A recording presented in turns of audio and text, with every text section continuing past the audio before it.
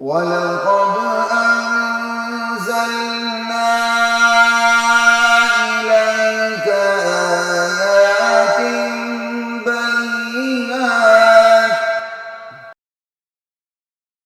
اب آگے چلتے ہیں، جو آپ کو بات آپ سے بات کرنی ہے۔ ماں کا درجہ مقدم ہے باپ کے، ماں کا حق مقدم ہے باپ پر خدمت کے حوالے سے، حسن سلوک کے حوالے سے۔ آخر کیوں؟ اس کی وجہ کیا ہے؟ بھئی وہ وجہ قرآن سے ہی پتہ چل جاتا ہے۔ قرآن کریم کہتا ہے والدین سے حسن سلوک کریں، وَوَصَّيْنَا الْإِنسَانَ بِوَالِدَيْهِ حُسْنًا بِوَالِدَيْهِ إِحْسَانًا، ٹھیک؟ لیکن اسپیشلی ماں کو فوکس کرتے ہوئے قرآن کہتا ہے حملتہ امہ کرہا ووضعتہ کرہا وحملہ وفصالہ 30 شہرا۔ ارے جو ماں ہے نا وہ بڑی تکلیف سے حمل اٹھاتی ہے، حمل اس کے پیٹ میں ہوتا ہے اور کم سے کم 6 مہینے 9 مہینے 2 سال تک بھی بات چلی جاتی ہے۔ وہ بوجھ کو لیے پھرتی ہے، پھر اس کو جنتی ہے، جننے کے بعد وہ موت کا سامنا کرتی ہے، پھر وہ دودھ پلاتی ہے، 2 سال تک دودھ پلاتی ہے۔ تو یہ 3 بڑے کام یہ صرف ماں کرتی ہے۔ باپ کی مثال کسان کی ہے، اور ماں کی مثال کسان کے لیے کھیتی کی ہے۔ کسان آبیاری کرتا ہے، خدا نے ماں کو کھیتی کا کہا ہے، نساؤکم حرث لکم فأتوا حرثکم، تمہاری بیوییں تمہارے لیے کھیتی ہیں۔ یہ کھیتی ہونا یہ عورت کا وقار ہے، عورت کا امتیاز ہے۔ اللہ نے عورت کو وہ تقدس فراہم کیا کہ نبی نے بھی جنم لیا تو ماں کی کوکھ سے، ماں سے جنم لیا۔ اندازہ کر لیں، یہ اللہ تعالیٰ نے ماں کو تقدس عطا کیا۔ آج کی اگر کوئی ماں اٹھ کے یہ کہتی ہے میں کوئی بچے پیدا کرنے کی مشین ہوں، انا للہ و انا الیہ راجعون۔ اللہ نے بچے پیدا کرنے کی مشین ماں کے اندر فٹ کر کے ماں کو وہ مقام دیا کہ وہ نبی کی ماں بنی، نبی کی ماں۔ اور آج کی عورت آج کے ماحول سے مرعوب ہو کے کہہ رہی ہے میں کوئی بچے جننے کی مشین ہوں۔ ارے کم بخت نادان عورت، تو جا کے ان عورتوں سے پوچھ جو عورت تو ہے لیکن ان کی مشین نہیں، یا وہ مشین خراب ہو چکی ہے، اس مشین سے بچے جنتے نہیں، وہ بانجھ ہو چکی ہے۔ جا کے تم ان عورتوں سے پوچھو جو بانجھ ہیں کہ ان پر کیا گزرتی جب وہ سوچتے ہیں ان کی کوئی اولاد نہیں، ان پر کیا گزرتی ہے۔ یا وہ عورت ایک بچہ پیدا کرنے کے بعد کوئی ایسی بیماری لاحق ہو جاتی ہے کہ بچہ دانی نکالنی پڑ جاتی ہے، جا کے پوچھو ان پہ کیا گزرتی ہے۔ تمہیں شرم نہیں ہے؟ تم نے یہ کہا میں کوئی بچے پیدا کرنے کی مشین ہوں۔ اللہ تعالیٰ نے بچے پیدا کرنے کی مشین مرد کو نہیں بنایا، تمہیں بنا کے تمہیں وقار دیا، تمہاری کوکھ سے انبیاء نے جنم لیا۔ آج تم یہ بیہودہ بات کرنے پر اتر آئی ہو۔ انا للہ و انا الیہ راجعون۔ میاں باپ کی مثال کسان کی ہے۔ میاں آتا ہے، وہ جو کھیتی ہوتی ہے وہ بیوی ہوتی ہے، ٹھیک ہے، وہ بیچارہ آبیاری کر کے چلا جاتا ہے، لیکن اس آبیاری کے بعد ساری مشقتیں ماں کی زمین اٹھاتی ہے، ماں کی کھیتی اٹھاتی ہے۔ 9 مہینے 6 مہینے 2 سال یہ ساری مشقتیں ماں اٹھاتی ہے۔ اللہ اکبر۔ اور ماں کی کھیتی زرخیز ہو تو ماں سر اٹھا کے چلتی ہے کہ دیکھو میری کھیتی کتنی زرخیز ہے، مجھ سے کیسے کیسے سپوتوں نے جنم لیا، کیسے کیسے جرنیلوں نے جنم لیا، کیسے کیسے قاضیوں نے جنم لیا، کیسے کیسے علماء نے جنم لیا، کیسے کیسے شہیدوں اور غازیوں نے جنم لیا، اور کیسے کیسے نبیوں نے ولیوں نے جنم لیا۔ اللہ اکبر۔ یہ ماں کو تقدس حاصل ہے۔ تو ہر ایک کی تقدس۔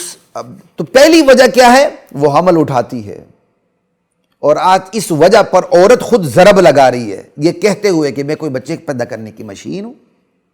دوسری وجہ کیا ہے؟ وہ بچہ جنتی ہے، بچہ جنتے ہوئے وہ تکلیف سے گزرتی ہے۔ آج اس دوسری وجہ پر بھی ضرب لگ رہی ہے۔ وہ ضرب کیا ہے؟ ضرورت نہیں ہوتی، بغیر ضرورت کے ماں کی سرجری کر دی جاتی ہے، اور سرجری کے بعد بچہ باہر آتا ہے۔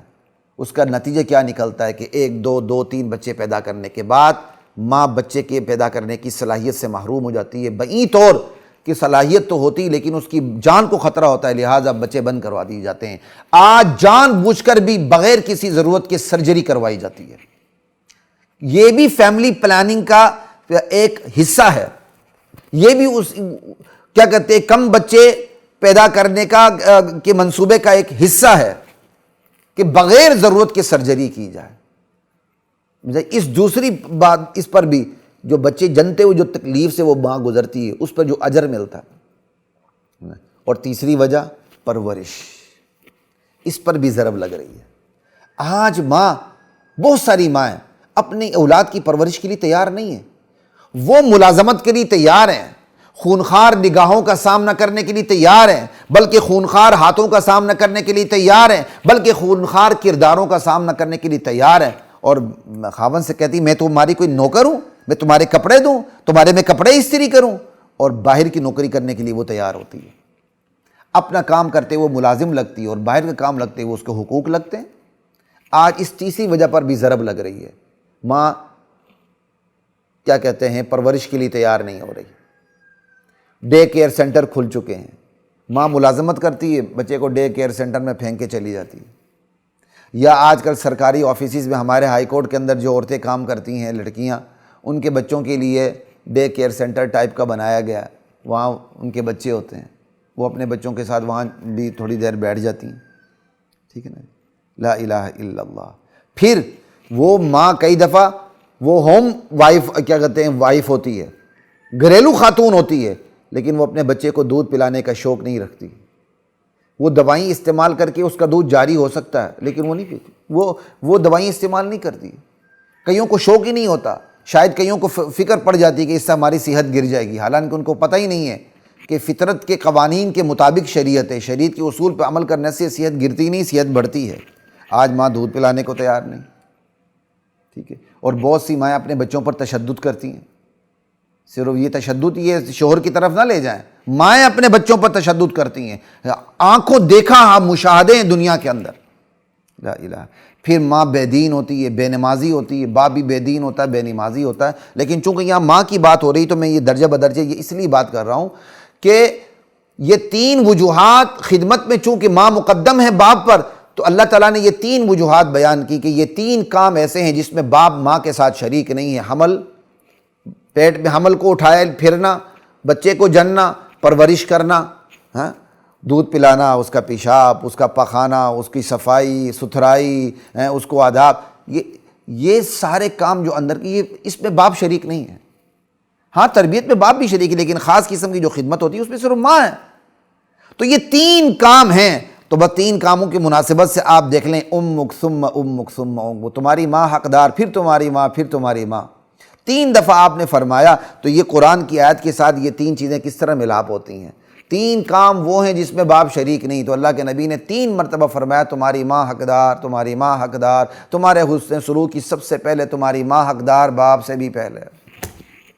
اب اگر یہ تینوں وجوہات ضائع ہو جائیں، تینوں وجوہات ضائع ہو جائیں، ماں حمل اٹھانے کے لیے تیار ہی نہ ہو، بچہ ضائع کر دے، یا بچہ ہو چکے اگلے بچوں کے لیے تیار نہ رہے، تو بتائیں اس ماں کی محبت بچوں کے دل میں کیسے پیدا ہوگی؟ اگر ایک بچے کو پتہ چل جائے کہ میری ماں نے مجھے گرانے کی کوشش کی تھی، پیٹ کے اندر گٹر میں بہانے کی کوشش کی تھی، وہ تو اللہ نے مجھے بچایا، میں باہر آ چکا ہوں، تو بتائیں اس بچے کے دل میں اس ماں کی محبت ہوگی؟ صرف یہ بتائیں. لا الہ الا اللہ. میں ایک ایسی خاتون کو جانتا ہوں جو اپنے داماد کے پاس آئی اور اس نے یہ ناگواری کا اظہار کیا کہ آپ لوگوں نے تیسرا بچہ بھی جنم دے دیا، اور جب بچہ ہوا تو ماشاءاللہ نام بھی خود رکھنے کی کوشش کی، اور جب داماد مانا نہیں کہ یہ نام تو میں نے نہیں رکھنا، تو ناراض بھی ہو گئے، دیکھے جی میرا رکھا ہوا نام نہیں مانا. اگر اس نواسے کو پتہ چل جائے کہ میری نانی چاہتی تھی یہ بچہ پیدا ہی نہ ہو، تو اس بچے کے دل میں نانی کی محبت کتنی ہوگی، اس بچے کے دل میں ماں کی محبت کتنی ہوگی. تو یہ وجوہات ویسے نہیں ہیں. اسی طرح بچے کو لیے پھرنا، ٹھیک ہے، ماں کو بچے کو پتہ چل جائے کہ ماں نے جو مجھے 9 مہینے مجھے گمایا ہے، اتنی بے احتیاطی کی کہ میں باہر آ کے معذور ہو چکا ہوں، اس کے دل میں ماں کی محبت جنم لے گی. اسی طرح بچے کو پتہ چل جائے میں بڑا ہو چکا ہوں لیکن میری ماں نے مجھے 2 سال دودھ نہیں پلایا، وہ دودھ پلا سکتی تھی پھر بھی مجھے نیسلے کو ماں بنا کے میرے لیے رکھ دیا، یا کوئی بکری یا گائے ماں بنا کے میرے سامنے رکھ دی، تو اس کے اندر وہ محبت جوش مارے گی.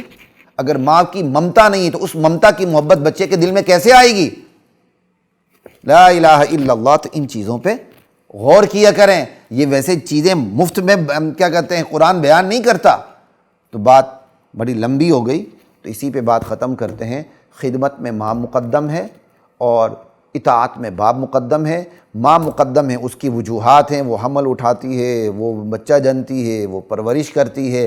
تو یہ تینوں چیزیں جب ماں کے اندر جمع ہو جاتی ہیں تو پھر ماں کی محبت بھی بچوں کے اندر پیدا ہو جاتی ہے. اگر ان تینوں چیزوں میں ماں کمزور ہونی شروع ہو جائے، پھر ماں کو گلہ کرنے کا حق نہیں ہے کہ بچے مجھ سے محبت نہیں کرتے، بچے مجھ سے بھاگتے ہیں، بچے مجھ سے بدکتے ہیں، بچے مجھ سے نفرت کرتے ہیں. ایسی ماں کو گلہ کرنے کا کوئی حق حاصل نہیں. ایک کیا کہتے ہیں ماں بے نمازی، بے دین، روزے کو کھوجا بنا دینا، بچہ بڑا ہو کے دیندار بن جائے، اس کو پتہ چل جائے میری تربیت کا بیڑا غرق میری ماں نے کیا تھا.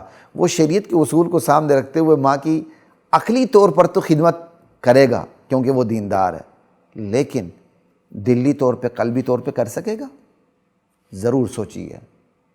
اجازت دیجیے خلیق الرحمن کو. السلام علیکم ورحمۃ اللہ وبرکاتہ. وَلَقَدْ